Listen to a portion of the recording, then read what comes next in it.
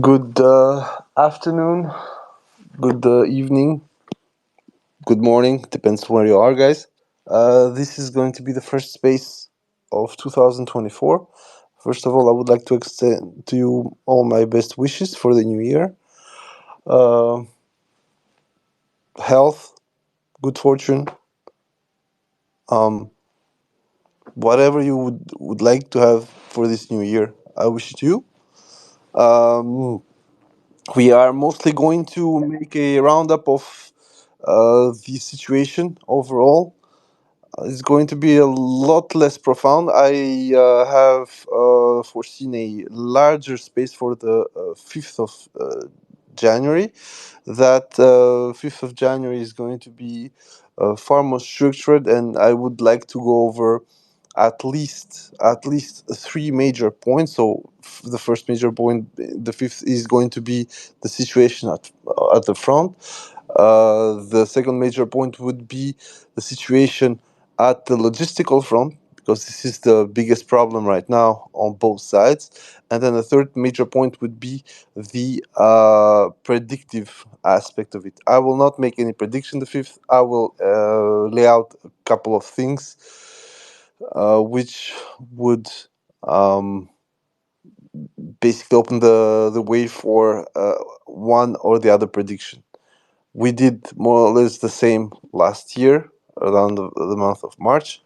We laid out the foundation for the explanation of how the Ukrainians should behave during the expected counteroffensive. Turns out that the predictions were extremely accurate. We were helped into that, as you know, by both the Western press, some insider knowledge on the Russian side, and then the leaks for the NATO/Ukraine side. Here we are into something completely different. Today I would like just to make a couple of quick commentaries. The first of all is that the Russians are playing generally fast and loose with a lot of things. Some advances all over the line. Last month, so in December, the total square kilometers won, according to the most Ukrainian source, the most Zigro source, went from about 31 square kilometers to 82 square kilometers. But once again, a lot of the more positive analysis is, in my opinion, taking into account the gray areas. So basically, for instance, I've seen a lot of people call Stepove under control, or trying to put a line there from a Russian side. Based on multiple videos, we know that Ukrainians are not there, but that the Russians do not control the whole place. It's a bit like Klishivka for a while on the Russian side. So yes, we can play with the gray zone, but the extent of the results for a lot of areas is there, especially around the area of Bakhmut, when the Russians even today posted a video of them being pretty far south of Bogdanovka. Anyway, so basically, first of all, what's going on? In Avdiivka, there are adjusted advances. The main push for Stepove has, in my opinion, subdued, mostly due to the fact that the Ukrainians themselves are not trying to get Stepove back. They are just trying to deny control on the Russian side. Because, as we said, the moment that Stepove falls, Berdishi is far away from falling. because it's on a downslope, and well, it's going to be very simple. One, you have to go up from Erdish. The Russians are very close to you, so they're occupying a couple of trenches in between and around the area. Well, you're fucked. You need to go about to Semenivka, and then the game is over for the Northern Front. They are advances, however, north of Stepove. They have taken a couple of landings / trenches on the tree lines north of it up to the kilometer I think 447 or 448. I don't know exactly which one, but it's almost at the corner of the rail track going into Ocheretine. There have been also pushes into Kalinovo proper, not far from Keramik. There have been pushes down next to Vodiane. There have been pushes also around Severne and grinding laterally towards the Zenit camp, which has been, in my opinion, completely evacuated. Simply is difficult to advance. It's flat, and the motherfuckers are sending FPVs and artillery from the other flank. Now, the greatest sign that things are going sideways for the Ukrainians is that for the first time, and we had discussion in this war, we have at least some kind of proof that a Himars system was targeted. We have already had multiple discussions over the Himars was already seen. I spoke in 2022 over a very quicker situation south of Krivoy Rog, another quicker situation south of Zaporozhye city itself, when in 2002, after a Himars strike, a Russian counter-strike led to the Himars generally being inactive for at least 10 days to 2 weeks. There were some footage shown back then, but it was mostly the transport truck, the M1083, which seen from above might have been taken for Himars, but usually back then it was either 777 Lotto Bingo or a Himars going around with those trucks. So there already had maybe been a loss. Then we had the Germans that were towed back for repairs. One was for wear and tear, the other was for another reason, maybe because it was damaged.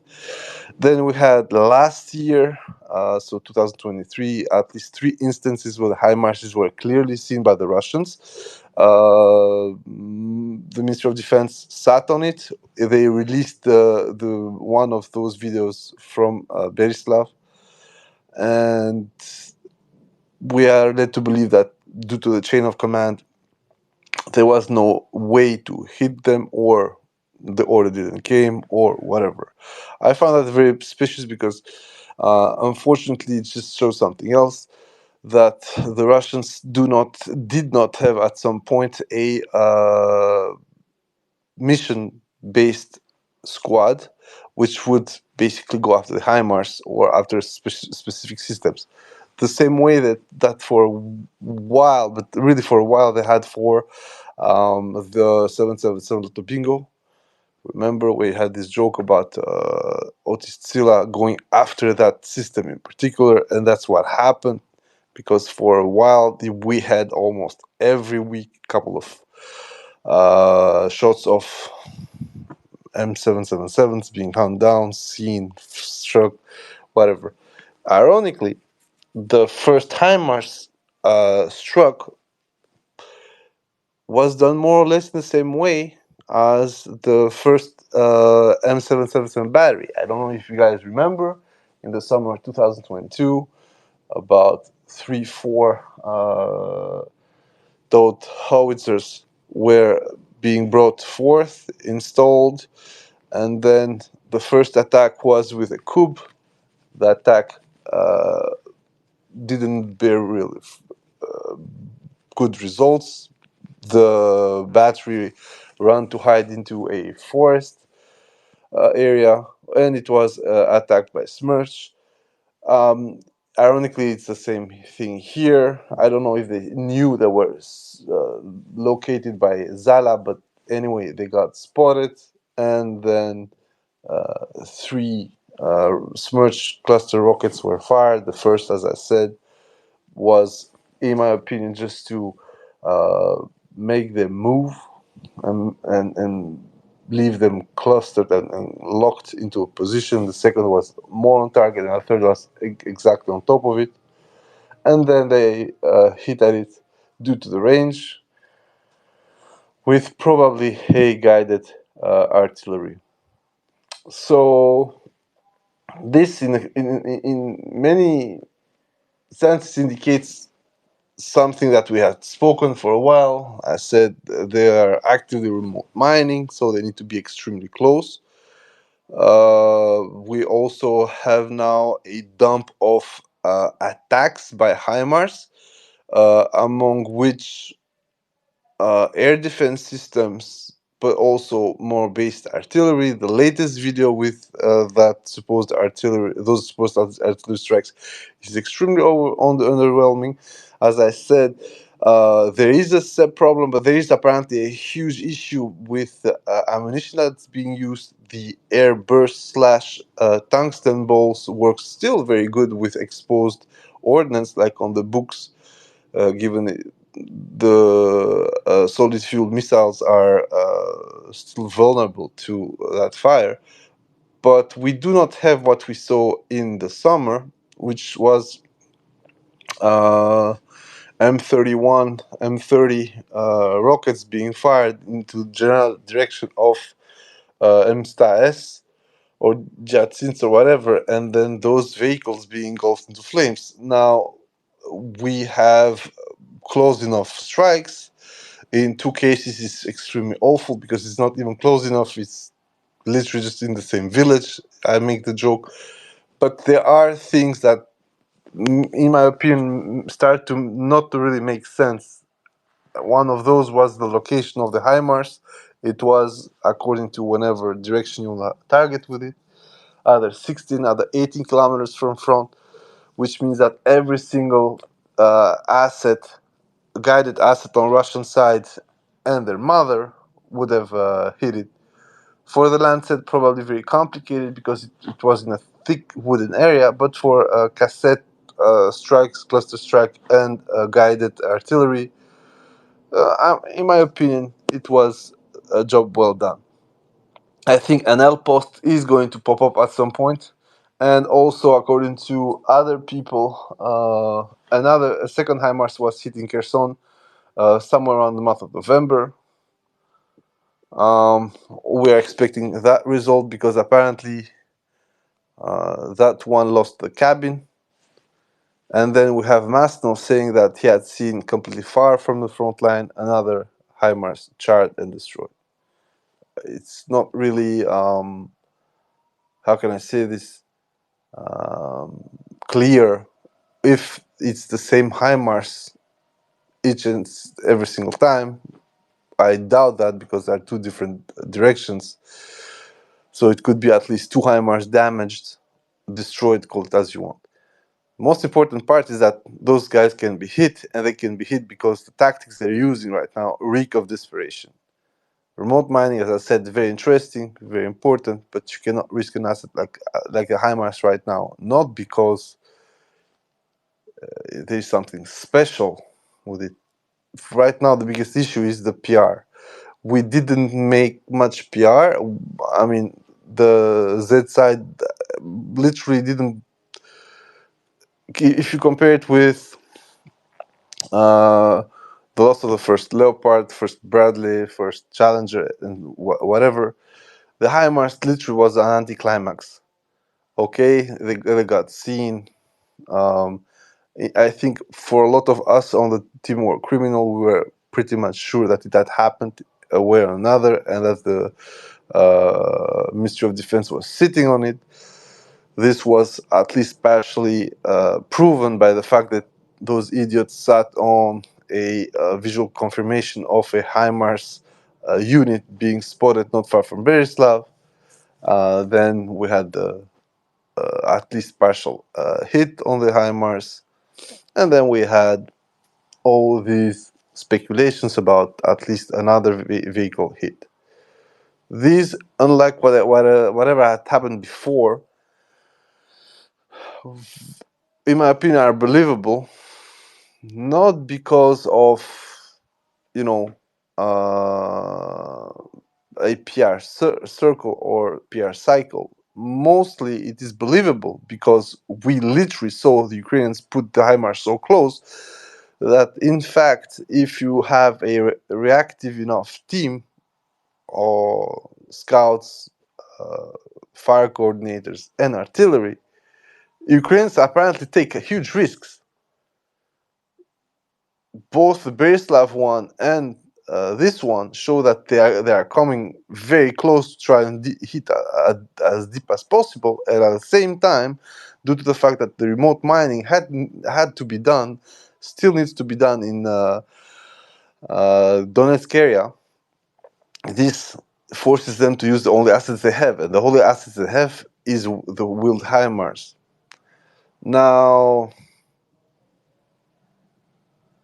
the HIMARS chapter, I think, is going probably to have an encore in 2024. They're going to get seen again and got hit again, which, in my opinion, once again, I'm going to repeat, now it's nothing out of extraordinary, because what we thought about them coming closer with almost everything, Caesars, 777s, Crabs, AS-90s, we are still missing the Panzer 2000. The first Panzerhaubitze 2000 that was seen in the front literally got a Lancet. The damage wasn't definitive, but still, it showed that nobody from those systems is able to come close and get away with it right now. And HIMARS is the top of the food chain. The other would be, of course, either the Jdam ERs or the Scalp. There is also the announcement of Su-24 shot down these 2 last days. I have no confirmation of that. There is a lot of noise, and there are a lot of things that are being not directly said from the Ukrainian side. Let's wait for confirmation there too. Now, most important part of the follow-up on this HIMARS and the follow-up on tactical level, so the Ukrainians are forced to come close to remote mine, to try and strike deeper and so on, is also that why the Ukrainians are forced to do this. And, well, the question is very simple. The 155mm remote mining isn't working properly, mostly because to remote mine, you have to literally stick to the front line. If you want to drop a mine 10 kilometers behind the lock, you need to be at 15-40 kilometers from the distance, so barely 4 kilometers from the lock.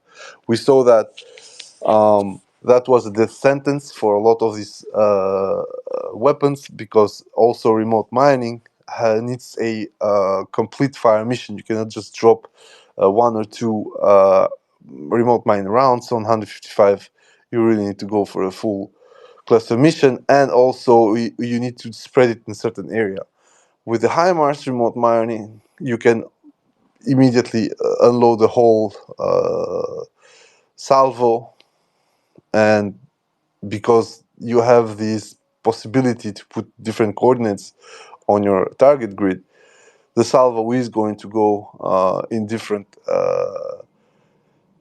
angles of approach. So you don't need to do what you need to do with artillery. So basically, fire the first round, reload, refire, reload, refire.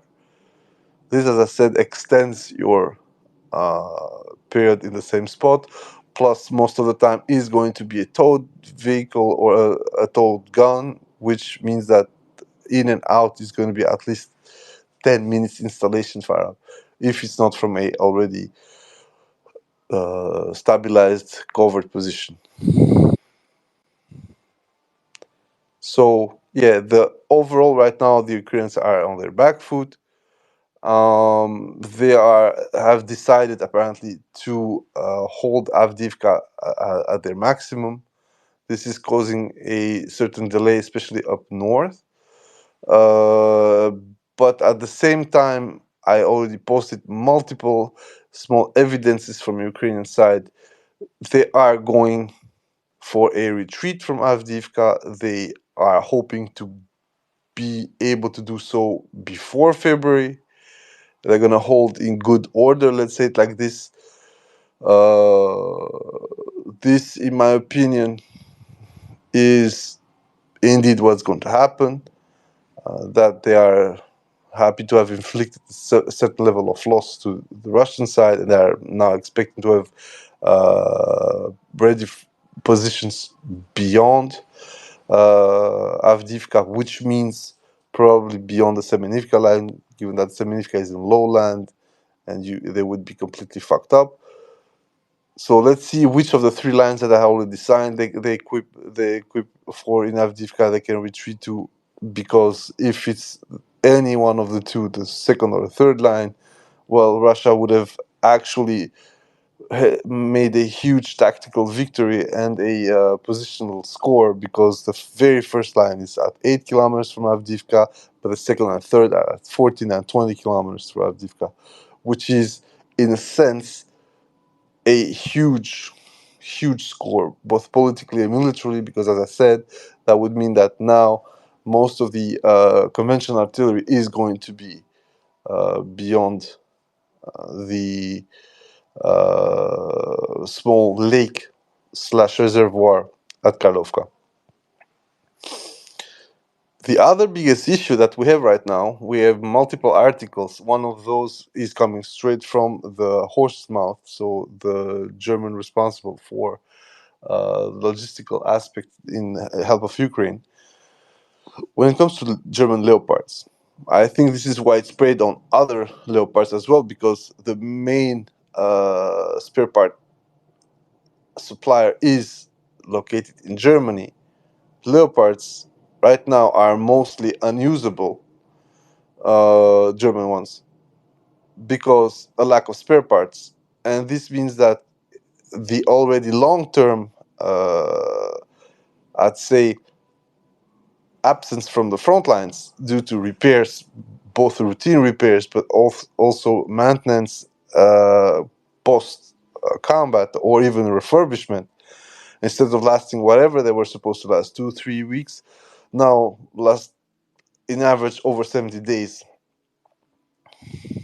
And because the spare parts do not come, we saw at least one picture of one Leopard being re-equipped or cannibalized, call it as you wish, which of course is very funny and fancy for us, but generally also shows a pretty poor logistical planning on the side of the NATO alliance, given they're supposed to support the Ukrainians to maintain the weapons they have been given. This, in a sense, it doesn't actually surprise me. I think I made a specific space out of it, and then a second space for the weapons manufacturers. The European armament sector, especially, has been suffering for decades now of a very simple problem. Simple problem is that they are in alliance with the biggest weapons supplier manufacturer in the world, aka the United States, and this military alliance has a certain level of both simplification but also serialization, and standard agreements, TANAG, and so on. So basically, there is a certain NATO norm, although in reality it isn't. The basic NATO norms is like just calibers, a resistance thresholds, some quality futures, and so on. But you don't have a proper, like, this is going to be a NATO. The caliber used, yes, you could call it NATO, but there is a wild difference in pressure for 120 millimeter guns, for instance, and also wild difference in pressure for their ammunition. for their support and maintenance. For instance, the Leopards are not going to be maintained like Abrams, and the Challengers are not going to be maintained the same way as the other guys. The choices that were made for these many different vehicles. On Leclerc, you have a hyperbar engine. You got a turbo diesel. On the Leopard, you got a absolutely antiquated choice for the Challenger 2, and then you got a gas turbine, actually a multi-fuel turbine for the Abrams. Then you got things like the Ariete with the Italians. Now you're gonna have the Altai for the Turks. Compatible systems like a K2 and so on. So you got so many different subspecies feeding on a 120 millimeter gun. Some impossible to be compatible, like the rifle British gun, and so on and so forth. But by having the US as a master pillar, as the overarching hegemon of that alliance, Europeans cannot hope to have the same kind of both internal market. When you see the French, for instance, had planned over 400 Leclerc, they are now stuck at 200, and the plan is to keep going with them as much as possible, but the availability percentage for those 200 tanks is probably roughly around 160. The active part of it within the two regiments is now about 112 tanks. The rest are in ready state. They're just not, used on the same aspect. At the same time, German readiness state, was abysmal, and it's being proven now by what's happening in Ukraine. And once again, the biggest issue is that the only solution for them to have a supply chain on demand and ongoing was to export vehicles. But because there is no local demand, no internal demand, the output for export was going to be small. Because the thing is that, let's say you have 2-3 big contracts with monarchies, like for instance what happened for the Leopard 2A7. Once you are dealing with it, the orders are not going to be huge. First and foremost, you're going to have 100 tanks, big max. But once the order is fulfilled, the only thing that you need to go on with them is spare parts. So you have a very expensive machine because you produce not that much of them, being sold to places where that machine is going to make maybe 150 kilometer tops per year. So the spare parts you're going to give them most of the times are going to be delivered the first and second term, but it's going to last them at least a couple of years. So it's just not enough there to get that traction and that supply chain going. And we are seeing it. The Russians had the same issue, by the way. If there wasn't this huge Indian revival of the T series, the T-72 and T-90, the Russians would have gone the same way, which is basically their biggest customer would have been either smaller armies around the world or the Russian military itself. And this is what also happened with the rearmament modernization plan. T-72 series and T-80 series were literally saved from decay by the BVM program for the T-80 and the B3M for the T-72. Now, other things happened. There was another T-90 that was accepted into service with the T-90M. This also adds one specific type to the production scale. So on that aspect, the Russians did something positive. While the Germans, most of their tanks from the 2A5, 2A4, 2A5, are derivatives. So when you see what the Germans are doing in order to boost their fleet, it's not new built tanks. They literally are recovering tanks from abroad, modernizing them to a certain level. So there's no real production there. This is the second issue. So first of all, the potential for export was small. Potential for new production due to internal demand was smaller. And also, when programs were approved, there were mostly modernizations, so there was no extra production of means once the export was dealt with. And this is exactly where the Ukrainians are having problems with tanks like Leopard and Challenger. So little numbers, so few demands during the year up to the war.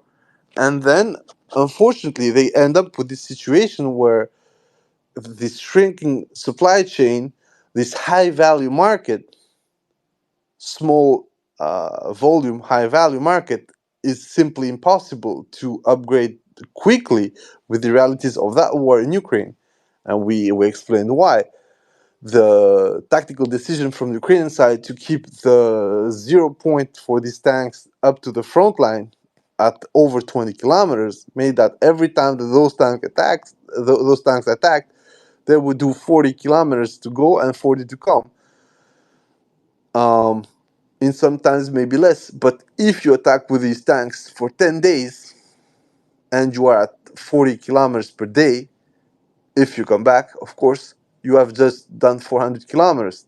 That's a lot when it comes to a system as a heavy or a main battle tank in this case, but heavy machine I wouldn't say.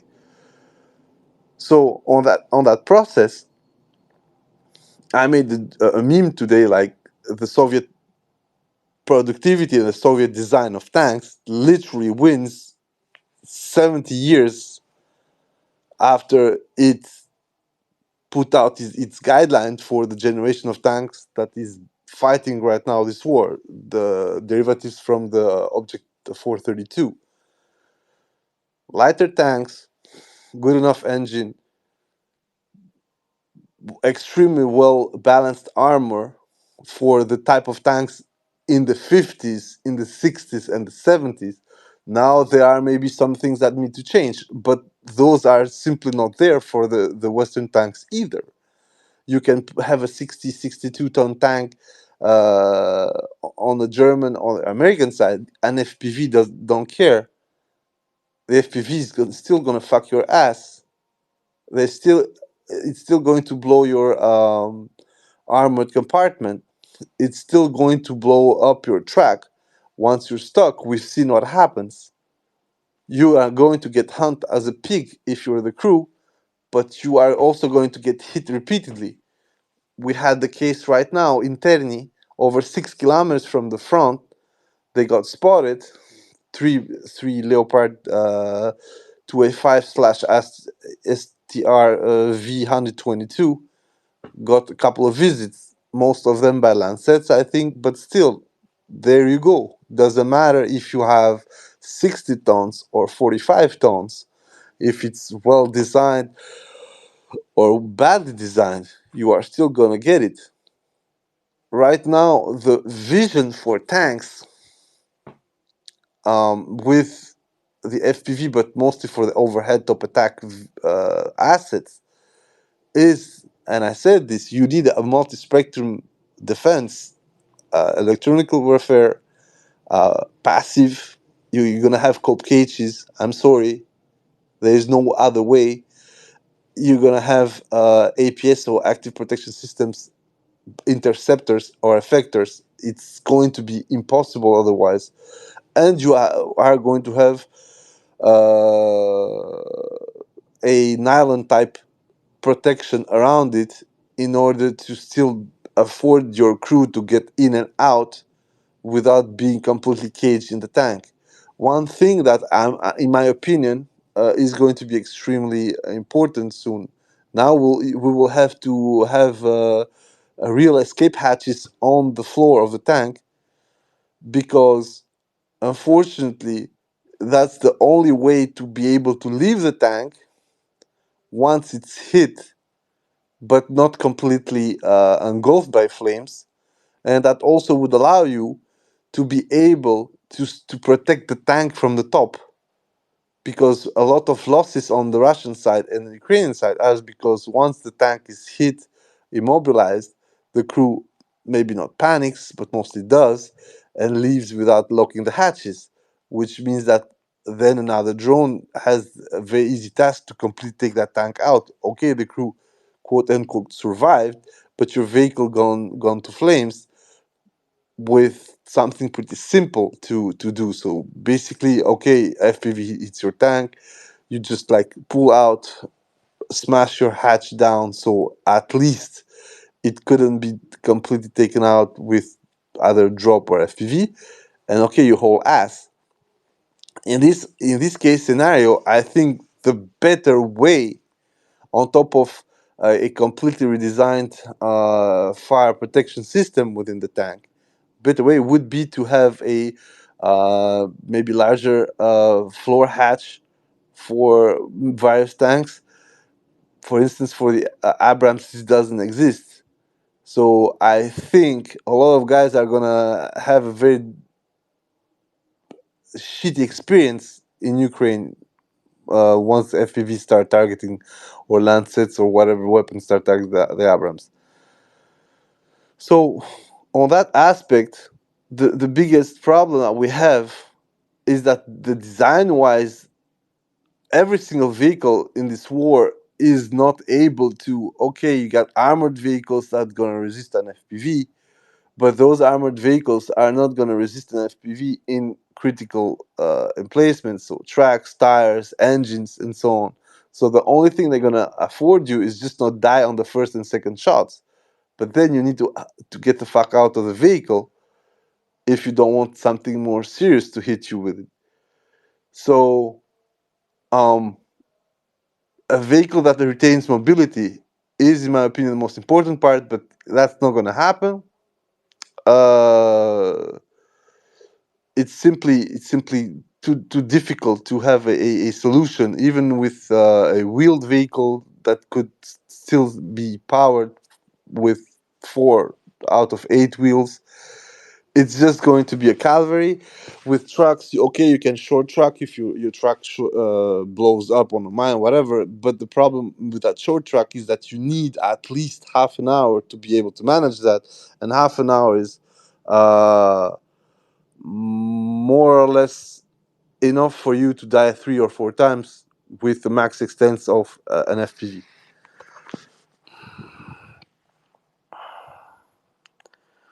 So the funny part here is the following: that we have a transitional phase on the Western military industrial complex. It is not yet able to, quote unquote, give Ukraine what it needs to survive. It also has huge troubles choosing the way out for Ukraine. Right now, Ukrainians are super happy going with this narrative that we have kicked the Black Sea Fleet out of Crimea. This is not exactly the case, but it doesn't matter because it's a narrative. The Ukrainians are still going with the narrative that they have intercepted all 10 Kinjals supposedly over Kiev, although we have a video where we see one literally strike down. There are multiple things being said. So right now it's a war of narratives. It doesn't really matter how true it is. What is problematic, though, is that there is no focus on the NATO military industrial complex that would allow the Ukrainians to have one solution. So if you want to go for Crimea, let's give them the tools to do so. The tools to do so would be a lot of bridging and water crossing equipment. This doesn't exist. Krinky, that was supposed to be a super duper beachhead for them to have other solutions, is being shrunk. There are vehicles, AD, that's being hit on the other side.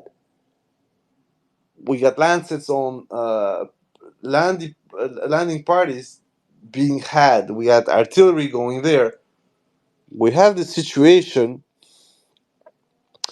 where, as we said, on top of the firework for the 1st of January and 2nd of January, As we said, the biggest situation is that the Ukrainians have locked themselves in this narrative and are not seeing the damage they've done to themselves. Today, there was a interview published by Censor.net, and I'm just giving this to you to illustrate the narrative issue with the Ukrainians, which, by the way, also exists for the Russians, but on a completely different topic. We had the Office of the Ombudsman coming forward saying, okay, 28,000 are special cases of people being missing or being detained by the Russian Federation. Don't forget, this is a bullshit, because actually 28,000 is the list of missing persons. Those missing persons are not forcibly detained by the Russians. It's very possible, but these are missing in action for most of them. We have a new number at 28,000, but the same guy said, Lubinets said, I don't know how much they really are. They could be 10 times more. Of course, most of this is political commenter. It's basically saying, oh, Mariupol, we have whole families that have disappeared.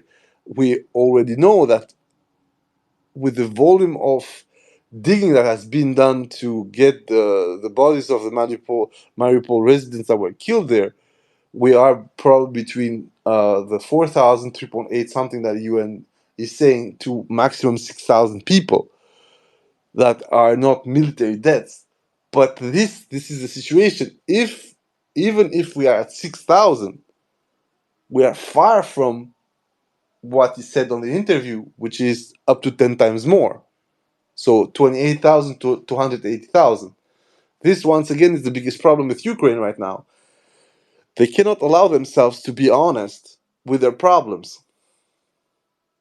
So every single time, what Ukrainians are doing, when they have a problem, instead of saying, we have this problem, they're going to deflect to something else. We don't have Wunderwaffe, they got Wunderwaffe, they fucked up. We don't have ammunition, they got ammunition with the clusters. It just made the artillery a victim. Of course, it was used and with very variable success. They got ATACMS, they used them for shit that was already passé. Hitting the helicopters didn't facilitate whatever idea they had.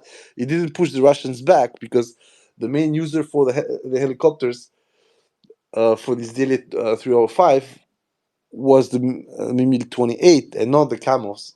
So on that aspect, again, Ukraine is given something that supposedly it needs to turn the tide. It's going to complain it's never enough or whatever, or it's too late. In some cases, true, it's too late, but not because the Europeans and the Americans fucked up. It's just because Ukraine put itself in such a situation and let itself deteriorate the situation so far that whatever is being given to them, bar a direct intervention, is just going to make the fuck up worse. And the ATACMS is exactly that. They are complaining we want more ATACMS, but you use those ATACMS for shit show. You quote unquote maybe took out 5 to 8 helicopters for good, but it just pushed the Russians to do something they should have done before. This is true, to disperse and be far more active. But that's what happened. So okay, fool me once, shame on you, and that's how it's going. Like. And this is the biggest problem that we have with the Ukrainian side. And I posted these screenshots from this guy who a couple of months before said that, yeah, the Russians are good, the Wagner is bad, whatever. Now, in fact, it's a completely different thing. You may have tactical successes because this and that, but in reality, the Russian army is better equipped, has a better systematic supply line, and so on and so on and so on. And this is actually even not that difficult to understand. A lot of people say, yeah, but the Russians lost 14, 15,000 assets. Yes, because they have those 14, 15,000 assets. Ukrainians do not have them and cannot even get them. That's something I always said. The problem is that with the Russian military right now, yes, there is a lot of wastage, but it's still a Walmart fallacy. When Walmart decides it's going to lose money in order to kick you out of the market, their firepower with your firepower is not the same. So yeah, okay, you're gonna take out 75 tanks per month. It's very good, but they have them. You have been given for the whole fucking war 700 tanks. So in 10 tanks, in 10 months, if you lose the same shit as them, you don't have any tank anymore.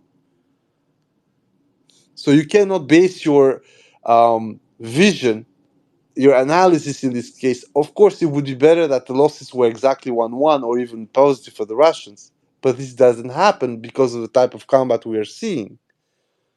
The huge offensive pushes that were the norm the first 3 to 4 months into the war, they're not going to happen anymore for as long as a couple of things aren't solved, which is locking the borders. But this is just not possible. Finding a solution to the anti-ship threat for the Russians. A solution already exists, it just needs to be adopted on a long term. Also, certain choices on the Russian side haven't been made yet. What you are going to do with your heavy UCAV program? You got heavy strike drones that you are testing, be that Sirius or the fucking Altius, but you are not using the Orions that you have, even if you don't have a fuck ton of them. You are not using them. On the other side, the Ukrainians aren't doing the same for logical reasons. The air defense on the Russian side is extremely important. So the only thing that you can do is lob long-range missiles, be that Scalp, Storm Shadow on the Ukrainian side, or Calibers, Kinjals, Iskanders, all the fucking shebang on the Russian side. Plus, we are in a double attrition phase where the Russians right now have the complete upper hand when it comes to the production of certain types of ammunition that they use every single night. So yes, geraniums and shahids are produced at over 1,000 a month, a lot more, but over 1,000 a month, which means that they can fucking send them at 30 per night. And even though you are not going to use 100% missiles to stop them, you are going to use missiles for some of them.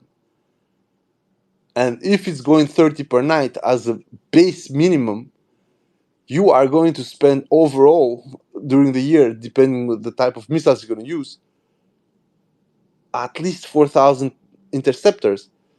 It could be manpads if you can see them. It could be low altitude, low range SHORAD, basically. You're going to have ground defense systems like NASAMS and all this shit. And sometimes you maybe going to even be forced to use long range systems like Iris or Patriot. So all these things are there just to show you that the type of war that we've entered since last year, it's an attrition war in all its sense. So the Western military industrial complex either hasn't made the change, the changes that it needs to support Ukraine, either simply doesn't want to make them because even though it would give Ukraine what it wants,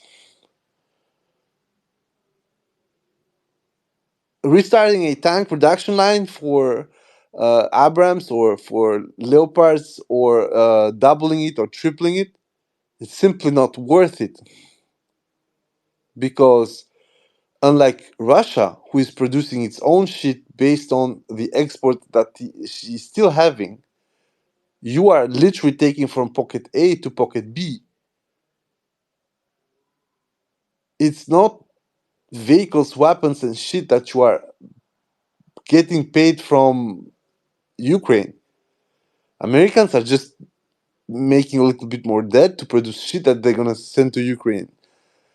Germans, it's on their own budget. On top of it, they have to sustain the country of Ukraine as it stands. I'm not saying that it's a unsurmountable task. I'm just saying that for Europeans and Americans, the how long question is obvious. And I posted this statement from the German chief of staff saying that we weren't expecting the Russians to be able to do what they're doing, which is completely reshaping the military needs and military production and sustaining the war of attrition we have right now. And for a lot of people, Russia is still this Potemkin system where whatever they're doing right now, they're just fucking using what was left by the Soviet Union. And my opinion is, yeah, even that is a problem, because the level of proven destruction that you're inflicting on the Russian forces by the tanks is extremely low if the Russians can still recover even 60 to 70% to what they have in fucking storage from the Soviet Union, especially on the artillery side. So I'm not really sure why people are trying to have this cope logic of saying, oh, but Russia in 2 years is done because they're not going to have tanks and stuff. Bro, no, no, no, no, no, no. The biggest situational awareness problem for most of these guys is that Russia could completely go into a welded style tank. So basically, everything's gonna be modular and shit like that. It would cost them a lot less than casting, having a whole cast line. It's going to be slower for a lot of things because they do not have the welding chain that, for instance, the Americans, the Germans had. But it doesn't matter. It doesn't really matter because, as I said, this war is proving that it doesn't matter how much armor you're going to put in there. You need to have defenses all over that place. The latest attacks on Marinka and so on were done by foot mobiles with lighter armor. And on that sense, the Americans are going the right way with the M10 Booker, because it's the weight of a T-64. It's just a shitty design. The protection is not good enough, in my opinion, but it is what it is. So in that sense, the Russians could also go the light protection, light tank with huge firepower. Maybe not the Sprut, because that thing is it's death in current environment. But still, a tank as a T-62 with an autoloader, you don't need much more, because everybody is praising shit like Leopard 1 or the Type 74 or AMX 30. You know, I made a post about that. If it's just to put a gun on tracks or wheels and go forward, Russia can do it even easier than anyone else. The biggest problem right now is that the lack of consultation and lack of decisiveness from the NATO allies underscores exactly what is going on. And this is not to throw Ukraine under the bus, it's just how long. And maybe for the first time in the last 30-35 years, the Americans are waking up to reality that, okay, we're going to sustain these guys for 100 billions a year just to maintain the state, add 40-50 billions in our own pockets to sustain the military. But that's 150 billion. It's the second year already. This goes for 3 years over. Doesn't mean that America is going to get poorer, but the problem is that the issues that Ukraine has are being solved the way the Afghani state was being helped, which is everything comes from abroad. Whatever is inside, okay, it's nice and everything, and they have their own agency. But the moment the aid from abroad or the cash from abroad stops, the card house crumbles.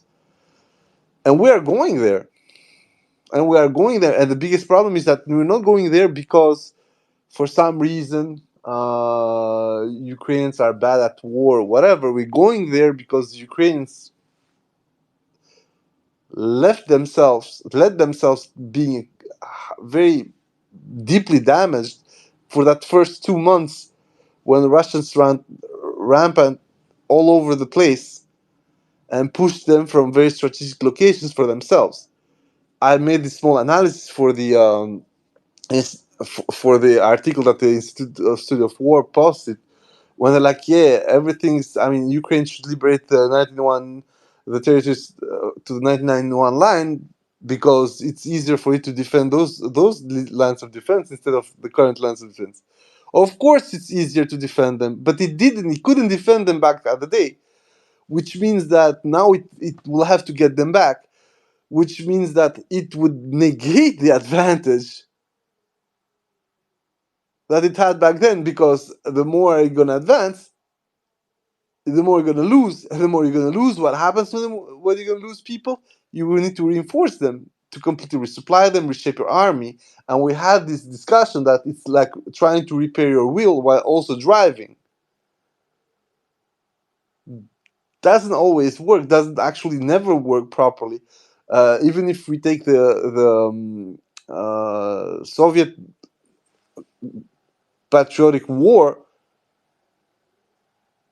it led to a deeply flawed system that had to be reshaped post-war, and the Soviet Union also never recovered properly demographically, at least not the Russian and Ukrainian populations post World War II. So this is the thing I'm saying. The Ukrainians right now, it's not a shame if they tap out, but it's also not even a solution for them, because the guys who are after them right now, first of all, they have to eat the humiliation of the strategical retreats in Kherson and the bona fide losses in Kharkov. But now they got them. Russia has Ukraine when it wants, where it wants. The dependency last year on Western systems, Western ammunition, and Western supply lines was actually lesser than this year.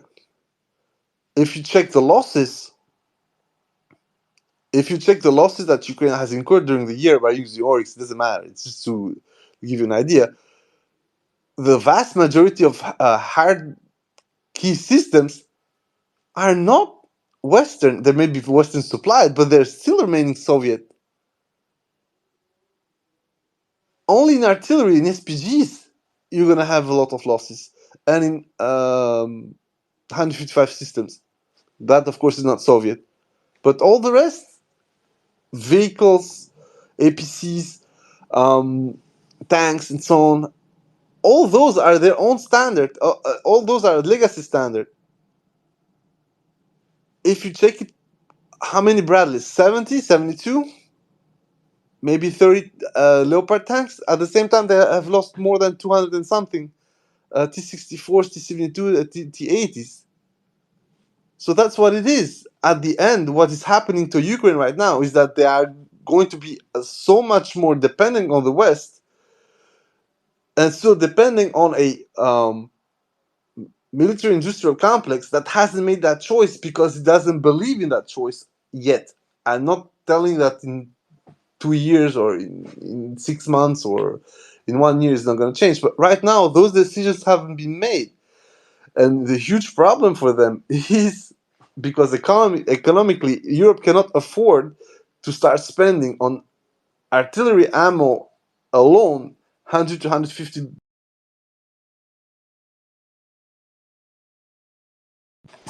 This is your problem here. There's nothing else. There's no lack of capability. That is true, but that's not the biggest problem. The biggest problem is that nobody in Europe wants to actually invest into something that would only be logical if there is a war, a larger war behind it. Europe is already reeling with the situation right now economically. So a self-defeating investment, and also a self-defeating investment with a very specific type of security infrastructure and security layout in Europe. This is what's going on. A lot of people who sold the war, who said that they were going to help Ukraine to the end, have put us all us Europeans, Americans is something else, into a situation where we are not going to get any kind of off ramp, both economically and politically, strategically, then literally start to go the Latin America way. I mean, countries like Brazil or Argentina in the 30s and the 40s were supposed to rival Europe. The developing those economies wasn't too far from the south of Europe and Central Europe, but that's the problem. Where are they now? This is what's going to happen to Europe as well. With the return to the American fold, both politically and on a security matter, Europe is going to lose its core advantage that it could have developed the last 30 years. And part of that advantage was the euro, the common currency. But now it's done because politically we're going to depend on the US. Economically, we are America's beach. America asks a Dutch company not to sell China because it endangers the prime spot of American products, but also Europe. The Dutch company obliges. The problem is that what's going on right now with the Russians, that slowly but surely, at least on certain key matters, are churning out both a pact with China, but also their own economy. And we can laugh with that. I'm sorry, guys. Sometimes when we see what they've done with the UNPK, looks awful, and maybe even the precision is not good enough. But boy, that thing hurts when it hits. And this is our problem as a projection.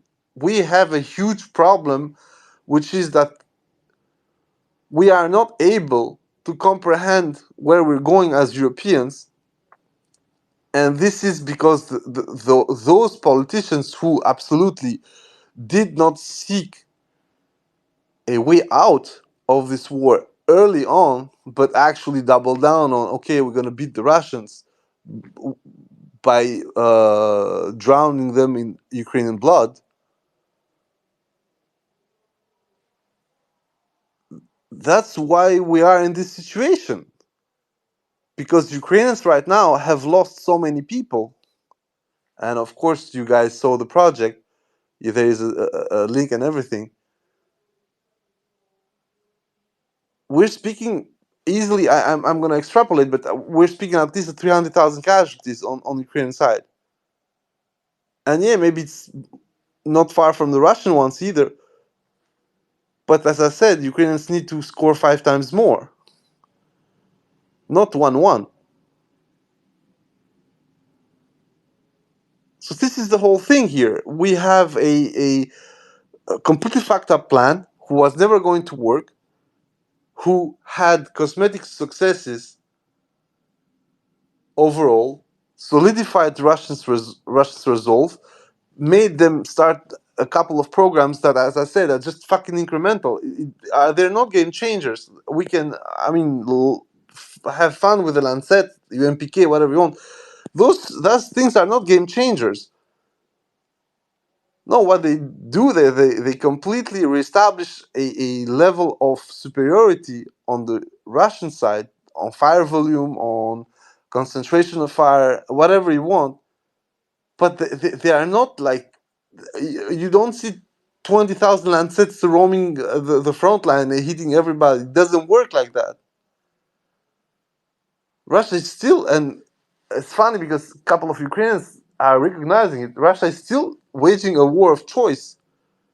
It can choose to allocate funds, it can choose to strike as it wants, it can accelerate if it wants. We're seeing this with Kiev. It can take it easy. Avdiivka, in that sense, is perfectly the face of that. Yes, they're taking losses, but at the same time, if the Ukrainians cannot relent, otherwise they're going to get the same situation that with Marinka region, and Kharkov. This is the thing. The Ukrainians had the operational initiative for 5 months. They did nothing with it. The Russians are gonna do what the Russians are always gonna do. They're just gonna fucking grind you until you break. And once you break, you're gonna have the same situation that you had with the Lysychansk and Severodonetsk in 2022. And this is the main, I think, the biggest problem for Ukrainians right now. It's not lack of weapons. It's just that they're feeling that it's theirs. It's like you're in a football match or a basketball match, hockey match, whatever you're looking at, and you feel that one side is going to score. It's going to take at some point maybe the rest of the half, the rest of the period, whatever. But that side is going to score, and it's going to be a lot more difficult to turn the match around. And this is what we're having right now. And a lot of people think that, yeah, okay, Russia is not advancing anymore. This has stopped, that stopped. On the ground, this is false. The advances, however, are not colossal. But they come at a worsening of the front situation for Ukraine in such a manner that, in my opinion, what we saw the 2 last week of December in terms of front advancement, I think Ukrainians should have just accepted and tried to move on and lose as little people as possible by retreating. And it's not about shame or whatever, but it would allow them to have better lines, shorter lines, at least in the Advivka area, that would help them cut the Russian supply superiority short. Because right now that's what's going on. So, yeah, as I said, we have this huge problem on Western military industrial complex that's not ready. We have the problem of a choice that hasn't been made, and we have the problem with the Ukrainians that are locked in their own self-deluded reality. Not that much because they want it, but because there's no other choice. That's one of the things that we heard from a lot of guys. Just like, okay, it's good to have high spirits and everything, but the problem is that we should not go into lying. And this is one of the main criticisms that had been leveled to Zelensky and all the people around them, is that they literally lied for as much as they could in order to keep the hopes high for whatever had to happen during the counter. Now, on the other side, the problem is that the solution that Team Zelensky has found is to do something that they used to do rarely, but they used to do mostly in Donbass, which is, quote unquote, bring the war to Russia. Basically, shell urban areas in order to provoke as much victims as possible. This is fair game. I'm gonna tell you guys, it's fair game. It's completely fair game. When you don't have any other solution, what are you gonna do with that? The problem is that ladder of escalation is a lot worse. It's like it's the worst idea you can have if you're Ukraine right now, and you're already having issues with your ammunition and your stocks. And what you're doing is like these spiteful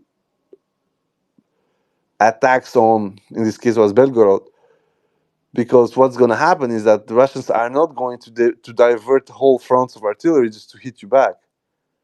As we saw, you hit Belgorod, they're going to hit Kiev. If you hit Bryansk, they're going to fucking hit Lutsk or Lviv or whatever. The range disparity between both sides mean that they can hit you or make your life miserable a lot deeper in Ukraine. So on that aspect, I'm really sorry, but I don't see the point. But I understand what they're doing it, and I also understand some logic that said they're doing it to provoke a reaction, so they're gonna get more weapons. But it's not a weapon problem. We had this discussion multiple times. The problem is that in order for Ukraine to be able to sustain the war for the 2 or 3 years to come, they're saying themselves they need to fucking get 500,000 people under the flag. and 500,000 people under the flag need so much more investment that Ukraine cannot have, and also so much more capital and means. They don't have them. I mean, look at the hell what's coming in for 2024. The confirmed small arm contracts are less than 30,000 pieces, and it's true that it would go well with this logic of 50,000 guys fresh for 2024 in order to boost some of the tip of the spear brigades. Okay, why not? But still, Russians are just gonna dump 250,000 on your face, 1:5 ratio, even if they're fucking Moby Kings or Zex. You're still gonna fucking get drowned from them. And I'm not speaking about normal enlistments, all that shit. The biggest issue for Ukraine right now is that it has a war of attrition on so many different levels, and it's not well prepared. And then you got the nonsense of, okay, we're gonna locally manufacture weapons. Yeah, cool. You're gonna manufacture in average 300% of what you are currently doing in a safe place in Germany. You're gonna do them in a war zone, and nobody's gonna see you. Like, this delusion as well is fantastic. And that's why I'm saying the fact that we have this narrative and no advancement on the front, both on the logistical front, supply front, but also the military front, shows that right now it's decision time for NATO and the US. And they're not going to dump Ukraine, but they need to see how the hell they're going to make it that this war becomes a problem for Russia in terms of extents. This is the whole thing. The initial plan, actually, supposed initial plan to foster an insurgency in Ukraine, I think would have worked a lot better into denying Russia a long-term victory than the one they're doing right now, which is limited to a classical form of warfare between two armies, because that attrition allows the Russians to kill as many Ukrainians as they can at the front line and also behind. With an insurgency, they are all over you. You are actually behind your own comfort zone. Now, with this type of war, if the enemy is in front of you, this is a figurative speaking, of course, there are encirclements, whatever, but the enemy is visible. There are some stay behinders, there are some terrorist attacks or resistance attack, call it the way you want.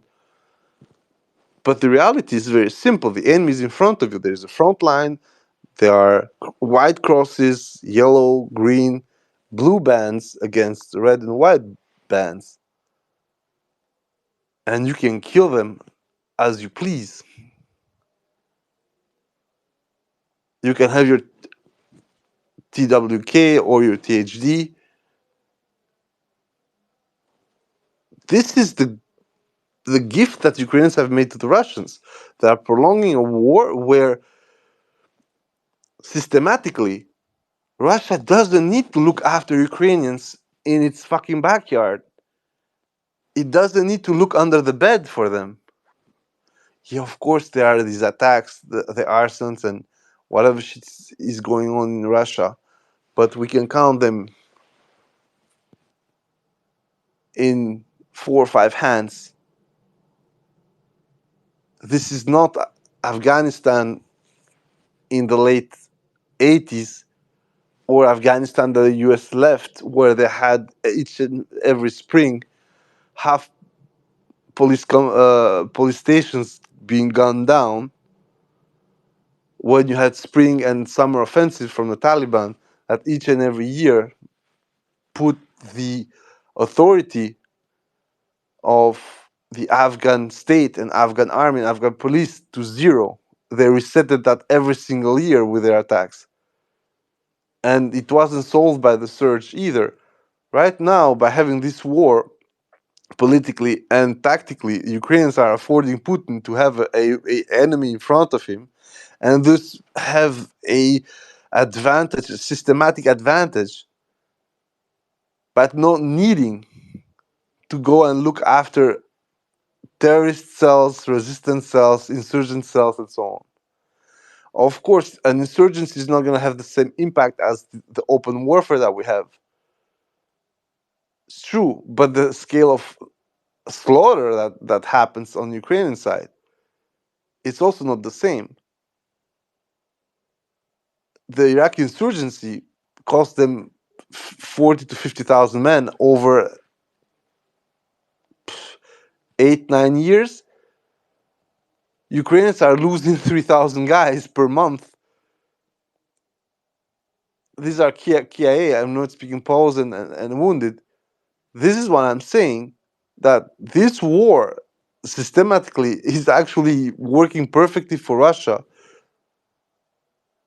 on the control of Ukraine. Ukraine is not investing on anything else but warfare right now. Ukrainians smoke rations for lacking eggs, but Ukrainians are living in a state of fucking emergency every single day. Ukrainians can mock the Russians for having outhouses. Half of Ukraine doesn't have fucking energy 24/7. 33% of Ukrainian territory is not inhabitable to the standard that you have in Europe. 40% of the extraction economy of Ukraine is gone, is on Russian hands or under Russian fire control. 22% of the port capacity of Ukraine is still under Ukraine control, and only 8% is working. Those are hard numbers, guys. They may be not flashy, like 80, 70 tanks lost per month, but that's how you fucking win the war. And when you go to the number of KIA, the known numbers are absolutely the same. Maybe a bit more for the Russians in Russian advantage, but it doesn't matter. At the end, 1-1 or 1.1 to 1 doesn't change much. It's still a catastrophe for Ukraine. So therefore, I'm saying the biggest problem that we have right now, and I'm going to develop that the 5th of January, is that Americans are trying to understand how they could turn the current warfare near peer militaries or comparable militaries fighting each other, this kind of asymmetrical warfare is advantaging Russia. And I told you why, because there is no maneuver capability on both sides right now. They are locked into this front, and unless something changes in terms of human capital, equipment, efficiency, command and control, air force, which means intervention, this war is a done deal. For as long, of course, as I said, it stays like this. On top of it, no decision has been made on the MiG. We don't see any change. Normally, with everything that was said by fucking Rainmetal CEO, we should have at least a fucking workshop making parts for Leopards. Even that we don't have. They're literally forced to cannibalize shit. Same for the US. We don't see any kind of preparation to get more Abrams to Ukraine. And honestly, as a short-term solution for Ukraine's tank needs, the Abrams is the only solution, is the only answer. Forget about M60s, forget about Leopard A1s, forget about anything else. If you don't have Soviet tanks to give them, you need to go for the Abrams. There are quote unquote plenty to give. You could take your time and in 10 months prepare 300-400 Abrams. And when they're done, you ship them and let's see what happens. But what's going on here with Challengers being kept on the rear because the engine is shit, spare parts are fucked, Leopards, same thing. The only unified tank platform that the Ukrainians might have right now and that is supportable is the Abrams. Of course, we also want the bounty, but that's secondary. Of course, you also want Abrams to burn, but that's secondary. I'm thinking here for once, I'm the devil's advocate. The only way for Ukrainians to be able to pass the fucking seasons would be to be now completely re-equipped as a American proxy. There is nothing else. Nobody has enough equipment to give them without limiting itself in Europe. It's just not possible. So yeah, basically that was it for today. We are going to go to the question and replies. We are seeing a lot of unknown faces and also unknown faces. So guys, if you want to intervene, it's up to you guys.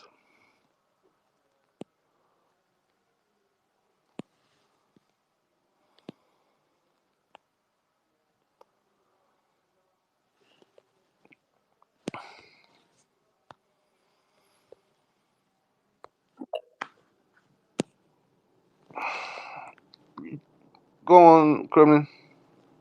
Hey guys, first of all, like Happy New Year to all you Zigarachis out there. Um, it's not, I wouldn't say it's kind of like a question. Maybe it's a kind of a combination between a question and a comment.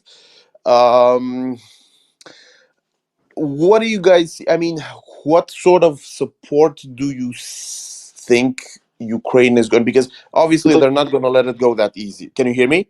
Yes, of course, I'm here. Okay, I hear you. sorry.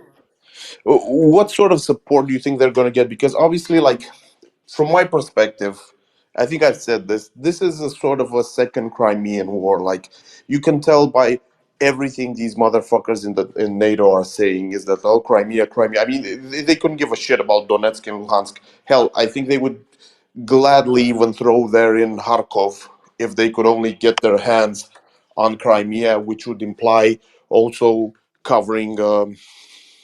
Getting back Zaporizhia and Kherson, right? Because in the end, this is the main goal. Like, fuck the rest of Ukraine, fuck everything, just get Crimea, right? And what do you guys think it's going to be like the next escalatory step? What are they going to throw in? For Crimea? Yeah, yeah. Well, the problem is that in order to do any kind of escalatory step to Crimea, you need landing boats. Because long-range artillery, long-range missiles are not going to change that much. There is no solution by long-range fires because you cannot follow up on them. And the biggest problem that you have in order to go to Crimea, you are forced to go through Kherson because it's the easiest and the fastest way. If you want to go through Zaporozhye, do the whole Tokmak, Melitopol, Bilmak,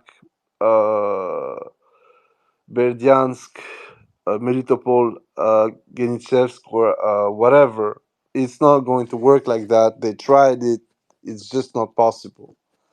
So, any kind of attempt to Crimea will have to be first overwhelming, and two, you need a landing, either in Tartankurt or where they tried to do the landing 2 months ago. If you guys remember this absolutely amazing situation where they landed like 12 or 16 guys, lost four of them, and I mean it was funny. And Uh, So basically, for right now, for Crimea, all what's gonna happen is trying to target as much as possible military installations, put this kind of fake pressure, because at the end, this is the problem. It doesn't stop the supply of Crimea, the attack on the BDK, the loss of Novocherkassk is a very important step. I had spoken about that by saying that the logic would be first you take out the bridge and then you start attacking concomitantly the potential for resupply by sea. That potential for resupply has been barely touched, because the funny thing is that if the push comes to shove, the Russians are going to use every possible ferry just to get supplies in. And they can line up about 40 to 70 ferries, which would be able to drop in 50 times more what that BDK could. And the tonnage that the Novocherkassk could bring in was 500 tons maximum. 500 tons maximum. It's going in artillery. If it's just pure artillery, it's going to last you 1 day for Crimea. So basically, the impact on the Crimean supply line, especially now that you have still the land corridor, is very small. What they want to do, in my opinion, that will try to do, is just put the pressure into the Russian military and Russian authorities by saying, we are threatening you, and the shortest way is one, try to disbalance them by putting them a lot more on the coast, and then they can hit them by long range artillery, be that Himars, Smerch, Atacams, whatever you want to fucking call it. But the whole point now would be to completely unbalance the Russians, put them as much as possible down the south to make them feel threatened on Crimea. Unfortunately for them, the Russians have a completely different view of their position. They know that trying to get Crimea in the current situation for Ukraine, it would be literally losing the war, because they do not have the equipment to cross the Dnipro. They do not have the equipment to actually make landings. And it would require from the Ukrainian side to have a second army ready to invade Crimea. And this, unfortunately, would open them to a lot more shit than they could afford. The thing with the Crimean situation is that um, Ukrainians right now can wild and say that we're sinking boats, we don't have a navy, but you will have to have a navy to attack Crimea. The moment you have a navy, you're gonna learn, so to speak, because you're gonna eat anti-ship missiles to the hilt. So any kind of attempted um, landing on Crimea by the coast by ships is going to cost you 7 to 8,000 people drowning. I'm not even speaking about those that are gonna get dipped. I'm just speaking people that are gonna try and land. If they try to come from the shortest route, which would be to hop from Ochakov to Kinbird Spit, try to contest that area in order to allow slower and bigger boats to come to Cape Tartancourt, then you're going to start seeing this thing. But the problem is that so far they do not have the equipment, they do not have the people, they do not have the support of it. And this thing is why I say that any kind of escalation on Crimea is going to be purely kinetic, long range, and narrative feeding. All the rest, right now, we don't see. There are no amphibious equipment given to them. Um, the Soviet equipment that they have, we see this footage of them learning how to land BMP ones and sinking with them. Like there is a whole world of what the Ukrainians pretend, what the Western sources are saying, which is, I mean, the whole we stopped the Russians from operating in the northwestern Black Sea. I'm like, bitch, of course, because you have given them anti-ship missiles. So there is a whole radius of 80 to 110 kilometers. They're not gonna come close. They're not stupid.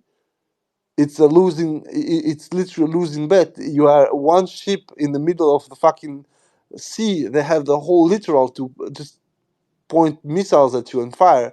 That's how they lost. That's why the Serpent Island was untenable. So just extrapolate Serpent Island for any other boat. It's completely logical. But once again, our biggest problem here, biggest mistake, is to give the Russians a worse note, a worse mark than they really ought to have. So in that aspect, Russians, what they're doing in Donbass right now, is what is deciding the war, and that's why the Ukrainians are panicking. Because, as I have said multiple times, once they have the Donbass limits, Luhansk Oblast, Donetsk Oblast, the war for Putin as it stands right now is over. Everything that's going to happen post those two oblast limits is going to be a bargain chip for the rest of the oblasts that for the moment Russia cannot get back, which is mostly Kherson because there's a separation with Dnipro. Zaporozhye, they could try and push it. It's going to be bloody, but they still can have it. With the problem is that then what you do with Zaporizhia city, because it's also cut in the middle by the Dnieper River. You need a solution for that. So far, I have none, except fighting it out or making a deal by saying, "Okay, I'm giving you back pieces and bits of Kharkov. Give me the rest of Kherson, Zaporozhye." I think this is what's going to happen. It's maybe not what we want. It's not very nice, and the problem is that for Kherson, for instance, the solution isn't yet found because northern Kherson beyond the Dnieper is still in a very precarious military situation. So the only situation is to get Zaporozhye and then attack from Zaporozhye towards Kryvyi Rog and have the lines that were established very early on the war when they got up to Voznесensky. But that would mean that whatever peace that Monkey is going to sign now is just going to be a prelude to a prolongation of the war until it gets Nikolaev, until it gets Odessa, and so on. And factually, Putin said it, Odessa is a Russian city. Maybe to placate nationalists, maybe to hint what he wants to go for next. On that aspect, I'm saying I have no issue with that. It's good, it's logical, they should be doing it. I mean, just want to add a little bit more to that. Like, I totally agree with that. I don't think, honestly, the way the war has gone, at least what we've seen in the last few weeks, and all the declarations that all these guys have been, like statements, sorry, the statements from all these guys in Russia, including Putin, I don't, man, maybe I'm too optimistic, but I don't see it as a sort of that they want to accept the situation where they're going to bargain for everything. They're just going to collapse Ukraine, even if it takes another 3 years or whatever. They're going to collapse it, and they're going to take what they consider to be geostrategically important out of Ukraine. It's going to become Russian territory, and they will have to recognize it on an international level, whether they like it or not. And the rest of Ukraine, that's the only thing that's going to be kind of like up for dibs. It's going to be like within the Russian influence zone, mostly, maybe not totally, but most of it is. I mean, they're going to have the freedom to do some stuff, but there's going to be some absolute hard lines that they cannot cross. Like that's going to be, and probably like joining NATO is going to be within their constitution. They cannot do that. Things like that, right? There's going to be some stuff in there legally put into the Ukrainian framework of how the whatever the state is going to work. That's how I see it, because we're seeing this ramping up of production. We're seeing these. I mean, these guys are definitely not. They want to go in. Like, how should I put it? There have been things done and words said that have set the trajectory for the Russian Federation. Like, Ukrainians have done things, have said things, have shook hands, with people they shouldn't have. And here I mean people like Lindsey Graham and such and things. And this has pretty much staged what's going to happen. Like there's no, it's kind of like somebody coming into your house and raping your daughter. There's not going to be any forgiveness for that, right? No, no, no, no. The problem is this: is that what happens after, and this is, I think, the biggest situation for Russia is like, how do you placate um, people on their side when you quote unquote win or neutralize the war by not asking for the heads of those who did what we know they've done. I'm saying that a lot of people who right now are drone operators, they if the war stops, they need to go as far as away from Russia as possible, because that's one of the things that I'm thinking. There are a lot of units uh, on both sides, basically, but especially on the Ukrainian side. If the war is lost, there is going to be a lot of um, I'd say ventilation behind the scenes. It's not Georgia. It's not it's not these short wars where whatever happened. It was during the course of the conflict. Some of these units on both sides, of course, are, sorry to say, are cycles. They take pleasure into hurting people, and they have put out videos, especially on the Ukrainian side, especially early on, of things that are an absolute abomination, and it's being hidden or defended by, yeah, but it's against invasion, so everything goes. That the military leadership as well. I think that a lot of smaller cogs like majors and colonels are going to get also their own version of Katyn. I think that the Russian military was a bit humbled initially. They will take over part of the Ukrainian military structure for interrogation, but a lot of people are simply going to disappear, especially because early on in the war, these guys were a bit too much bloodthirsty without real cause for it. If you're a year after and you're doing whatever you're doing, I could understand because the war exceeded certain norms and certain levels. But you start day one by pulling shit like disguising yourself as a civilian and shooting uh, commissioned Russian commissioned officers that are trying to uh, fulfill their role as occupation power, because it's also that. So basically, you are committing perfidy, um, and we know the names, and both sides actually know pretty much what they need to do. That there are a lot of things that are going to happen, and that's why I'm saying that I think the Russians need to tread lightly with that and not be completely uh, swept aside by whatever was happening before, in order to just,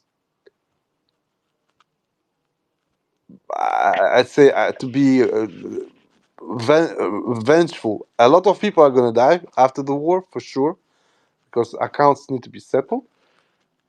But yeah, what do you after? And yeah, Hon- yes, Honestly, I think it's, yeah, I get your point. Like people who have, especially those people in the early game, like that. Who I forget the name of that fucker who has been initially. He was like some time ago. He was part of parliament. He was kind of pro-Russian and then started being anti-Russian. And then I remember the scene where he gave this sort of bracelet to what's her name, that hag, um, Nancy Pelosi, and he said, "Oh, this is made out of bones of Russian soldiers." yeah, I know. Those people are getting fucking. I don't know how to put it, but those people are going to be taken into some dark dungeon, and within the span of a few days, let's just say it's going to be a slow process. Yes, but the thing is that this what happens after the war, and I completely agree with you. You're gonna have a demilitarized zone. You're gonna have Russian control. Uh, the point is that for what purpose? Because the thing is, uh, from where I see, if you want to go for Odessa, you are going to have to occupy a fuck ton of land way deeper than what's currently being aimed at, which also means that the future is bleak for Ukraine, and the depth can, if we have to have the same logic as we have in Zaporozhye, the depth has to be 100 kilometers. But 100 kilometers, that means that Ukraine loses everything. They lose the both ports on the Danube. They don't have Odessa, of course. They don't have Chernomorsk. They don't have Yuzhnoye. So basically, I mean, Ukraine starts dying if that happens. Doesn't matter if it's 60 kilometers, 80 kilometers, 100 kilometers. So on that aspect, I'm both suspicious and a bit confused. But at the same time, if it goes the way we think it's gonna go, then yeah, it's the death row for Ukraine as we know it. Yes, for sure. I mean, the way I see it, I don't think there's going to be like a military operation per se for some of these regions that are kind of like inconvenient to reach. It's just going to reach that point where there's nobody in Ukraine, or nobody. That's kind of stupid. But, you know, the vast majority of the military is going to be destroyed, and you're going to have a lot of social unrest. Like, it's going to be absolute fucking chaos. And the only pretty much salvation, so to speak, is going to be you're going to have to let the Russians come in and settle things out. Like, you're not going to have any. Maybe you're going to have, like, obviously some wackos, minor insurgents that are going to be taken out relatively easy. Um, and then it's going to be like a, how should I put it? It's going to be kind of like a referendum, but it's going to be one of those referendums, if you know what I mean. Exactly. Uh, well, let's see. The thing is that first, let's see how it advances militarily, because I think that is going to determine a lot more politically than we give it credit for. We know that certain political goals are there because Putin spoke about them, but the military performance of the on the Ukrainian side, if for some reason it goes worse and worse, then I think some of the political goals are going to become a lot more than political goals. They're going to be, I'd say, maximalist requests instead of being a bargaining chip. As I said, for instance, that you grab some parts of Krakow Oblast to get back what's beyond the Dnieper for Kherson. Well, any of these things, as I said, is going to happen in a way or another for as long as the situation stays the same, unless there is a dramatic change, of course. Now, I have a question from Kinez. He asked it. I'm going to address that question. The question is like, what the hell is the situation with the howitzers? Are there donations at all in the last few months, or is just nothing? Basically, on the 5th, I'm going to have a small scoop. So, you know that Ukrainians boasted about the Bogdana being produced at 6 per month and so on. There is a contract that was done with the Slovak military companies over 38 Bogdanas. The barrels are done in Dubnice. Um, they are good barrels. There was an offer for those Bogdanas to have also two mechanized arms for loading, akin to what the Susanna and Danas have. The Ukrainians refused because the cost would be way too much to what they had envisioned for this order. And then there are also 6 Caesars that have been pledged on the French side. So basically, at least 38 are expected because some have already been delivered. Some Bogdana self-propelled howitzers have been delivered. On top of that, there was this rumor, and this rumor is being proven more or less correct by already having some artillery rounds coming from India. So the rumor is that about 40 to 48 barrels are coming there. It's being said that those are going to be 155 millimeters FH 77s. There are some rumors about Finnish Jatsins being completely transferred to Ukraine. And the Finns, I think, still have at least 42 or 46 of those after about 20 or 24 were given in Katimini during the year 2023. So right now, from what we can see, we are looking at roughly 80 to 100 barrels being given in 2024. That is absolutely not sufficient, as we did with the discussion around the month of October. When you analyze the losses, Ukrainians need about 300 artillery barrels and systems per year due to the current losses as a minimum. So there are 2/3 there that are missing. What's gonna happen with those? Maybe some are gonna get covered by more Western systems. Maybe they're gonna make a second contract with Slovakia or whoever for more guns. And there was this request from the Ukrainian Ministry of Defense to buy more Caesars in France, but of course that is having the problem with the payment. Who's gonna pay for it? So that too needs to be checked. This means that, for instance, we had this discussion about this 100 Panzerhaubitze 2000 that was supposed to be signed in 2002 contract that hasn't still been signed. This means that you're gonna have what 100 of these systems that are probably never gonna come. But if they come, it's gonna be between 2025 and 2028 as a minimum. Therefore, in 2024, no newly built Panzerhaubitze for them. I mean, if everything goes fine, according to the losses right now and the situation right now, they would need another 350 artillery systems as a minimum just to replace what they've lost. If they want to expand, it's going to be a lot more complicated. And the biggest issue that we have right now is barrel and system amortization. We are discovering a lot of losses. I mean, today there was a post of a Lotto Bingo that was completely fucked up. What can I say? I mean, it's an artillery war, and you are at war with the guys who, besides China, can lob artillery and systems at you at will from storage. And we're not even speaking about production. So, yeah, it is what it is.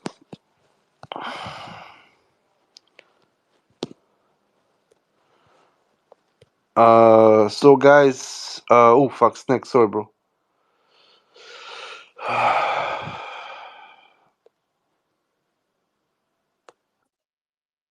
Go on, Snake, and then I'm gonna go to Al and the Al Patron and Boston. Sorry, guys, you were there, but yeah, I'm adding you.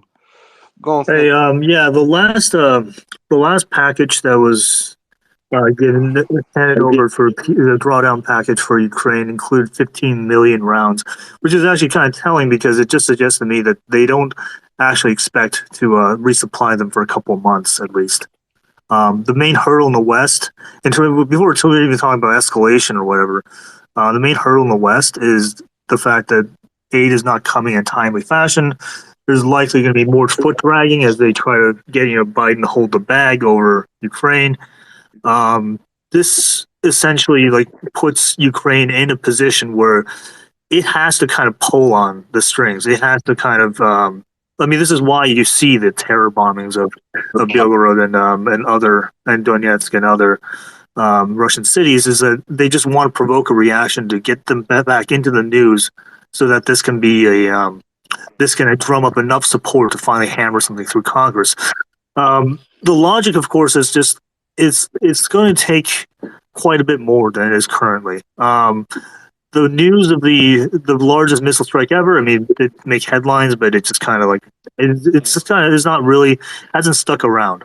I think there is a possibility that in the next few months, if Ukraine suffers some decisive battlefield disaster, then there will be finally enough attention to drum up some kind of package to pass. But it's probably not going to be enough. The money is not as forthcoming as it was last year.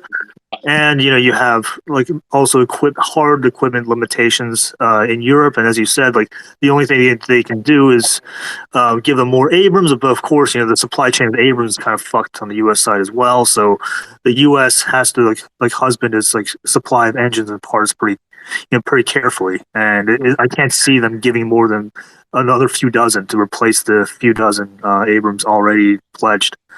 So yeah, in that regard, like I think the only escalation that's really realistically like in the books for the West is to have like a Turkish style security zone. Like the kind of justification Turks used for Syria, where they said, "Hey, we need a 30-kilometer belt because we just need to control the refugee flow." Um, Yeah, right. That's the thing. I mean, this ultimately, by the way, is the thing that Zelensky and then people in Kiev actually want. They want the West to dig their toes in, and they'll try to grab that foot and drag it in the whole leg, so to speak.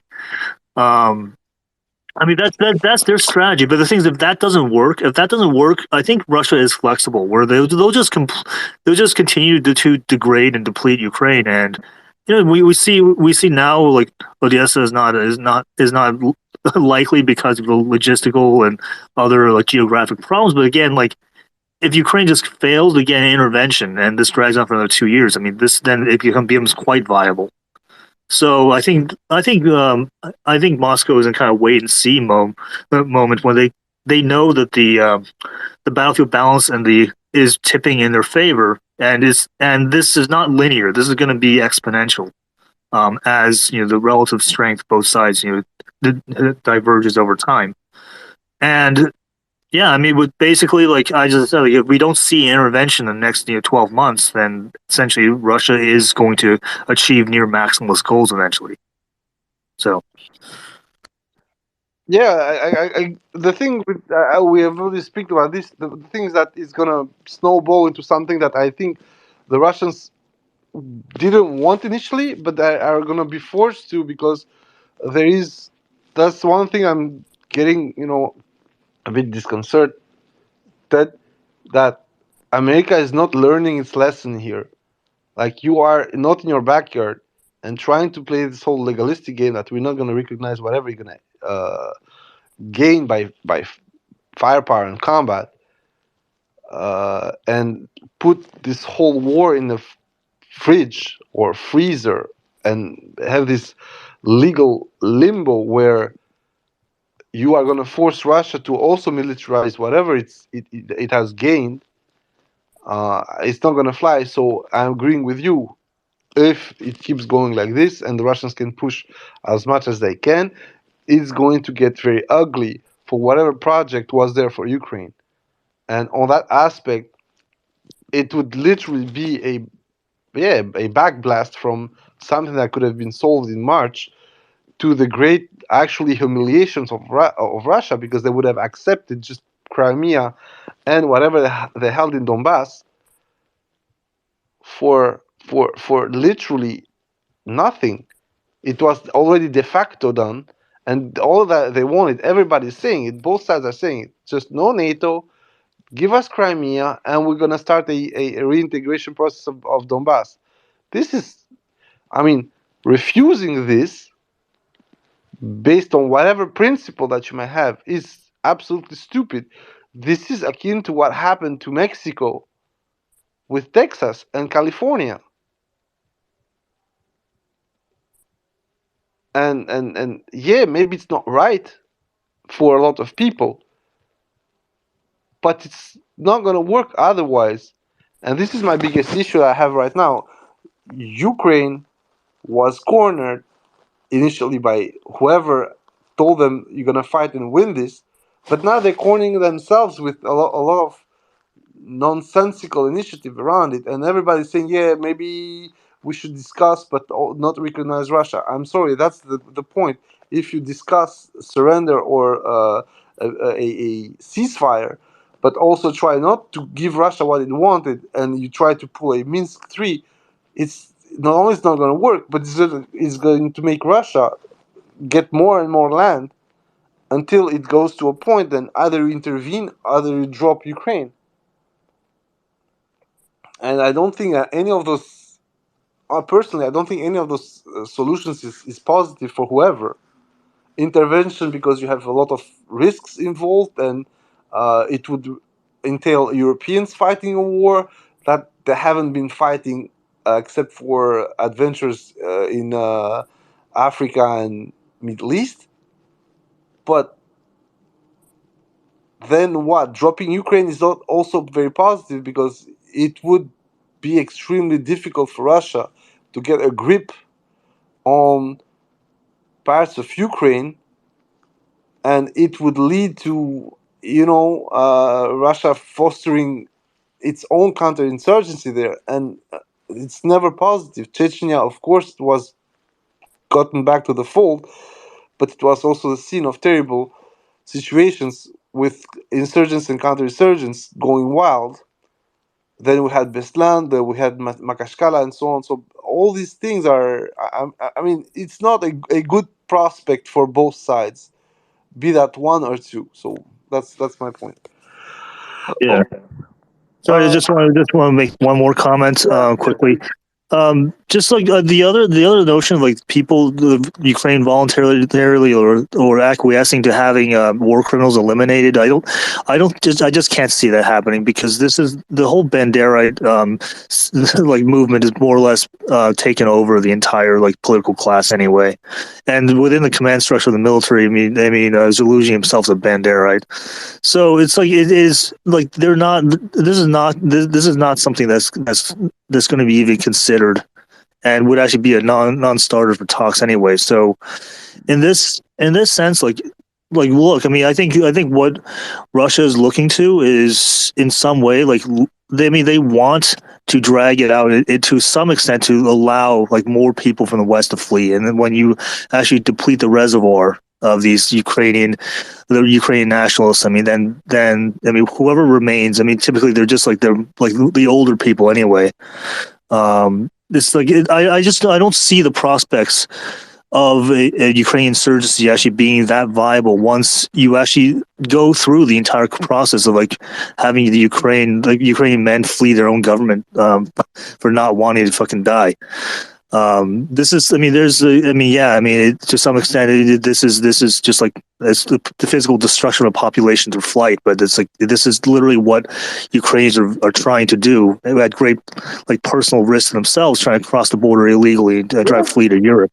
They say they gave a statistic like 3,000 military-aged men are trying to leave every day. Like, yeah, but that's honestly, man, that's crazy. That's crazy. Like, oh my god, like, what are they doing? But it's the same thing with the way they're seeing this. That suddenly they have 28,000 of missing in action under special circumstances. They're like, yeah, okay, I understand, but what do you mean by that? And what they mean by that is simply that guys of military age, of persons of military age, are missing in action and are suspected killed or being taken prisoner by Russians. And then he says, I don't know how much more they are, but a lot more. And I'm like, yeah, okay, whatever. But making that confession already, 28,000, it's staggering, because this is exactly why things are happening for Ukraine right now, is that they're missing 10 brigades in MIA that they recognize themselves, as I said. So there you go. If you want to know where the losses are, why Ukraine is where it is right now, there it is, and it doesn't matter what you think. And also, apparently today or yesterday there was an exchange over 200 people from one side to the other. So on that aspect, the Russians probably felt confident of giving them back. And also, there's going to be a second exchange the 7th of January of deceased people. Anyway, so as I said, yeah, I'm gonna give the word to two other guys, and then guys, please get it short, because it wasn't supposed to last that long, but it is what it is. So Al Patron. I think Al Patron. yeah, I'm gonna give Al Patron, and I maybe he pulled back the. Okay, Boston, you to go, and I'm gonna add Al Patron, because I actually he went back to auditor.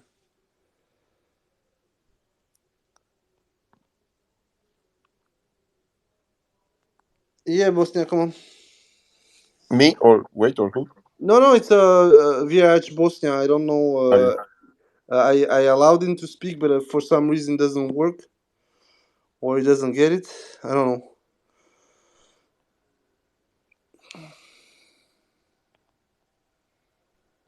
Nah, it doesn't seem to work. I don't know what's going on.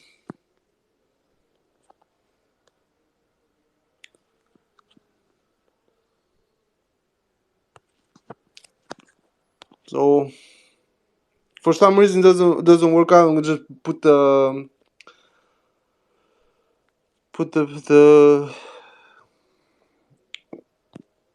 yeah. I don't know what's going on. Bosnia maybe trying to go back and forth. I don't know. Anyway, guys, it was nice having you here once again. Happy New Year. The 5th, we're gonna have a huge one. Please allow yourself a bit of time. I'm gonna try and make it around the midday, between like I don't know, 11 to 13 CT. So yeah, have a nice day. Happy New Year, and hopefully we can have better news by the end of the week. Bye bye, guys.